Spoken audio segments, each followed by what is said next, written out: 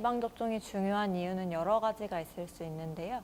가장 중요한 이유 중에 하나는 질병의 경향이 바뀌는 경우가 있을 수 있겠습니다. 예를 들면 코로나 같은 경우에는 예전에 없던 질환이 새로 생긴 경우가 있을 수 있겠고요.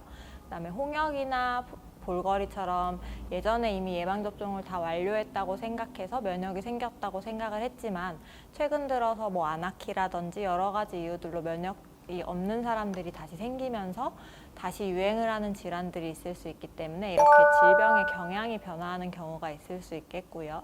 그다음에 코로나로도 또 예를 들 수 있겠지만 어릴 때 못 맞는 접종들이 있을 수 있습니다. 그리고 그때 당시에는 약이 없었지만 지금이 약인 생긴 접종들이 있을 수 있는데 대표적으로는 이제 인유두동 바이러스라고 해서 HPV 바이러스 같은 경우에는 예전에는 접종이 없다가 새로 생겼을 수 있고요.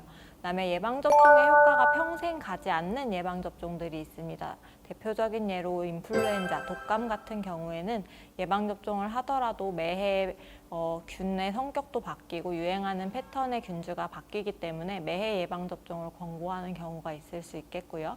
그다음에 질병을 얻게 되거나 연세가 드시면서 질병을 얻게 되거나 새로운 질환이 생기게 됨으로써 위험군이 달라짐으로써 해야 되는 접종들이 생기는 경우도 있어서 성인 예방접종도 소아 예방접종만큼이나 매우 중요합니다.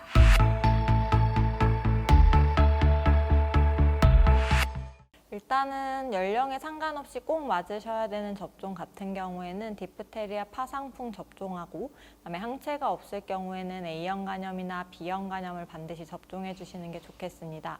젊은 연령층 같은 경우에는 특히나 인유두종 바이러스에 대한 접종을 해주시는 게 나중에 암을 예방한다든지 전파를 예방하는 데 중요하겠고요. 60세 이상이거나 고위험군 같은 경우에는 폐렴에 대한 예방접종이 필수로 들어가시는 게 좋겠습니다. 그리고 50세 이상에서는 필수는 아니지만 대상포진 예방접종이 있을 수 있겠고 그다음에 연령에 상관없이 고위험군이나 계절에 따라서는 독감이나 인플루엔자 접종이 필요할 수 있겠고요. 나머지 접종들은 환자의 상태라든지 아니면 일반 국민들이 어디 여행을 가신다든지 이럴 때 그때 맞춰서 챙기셔야 되는 접종들이 있을 수 있겠습니다.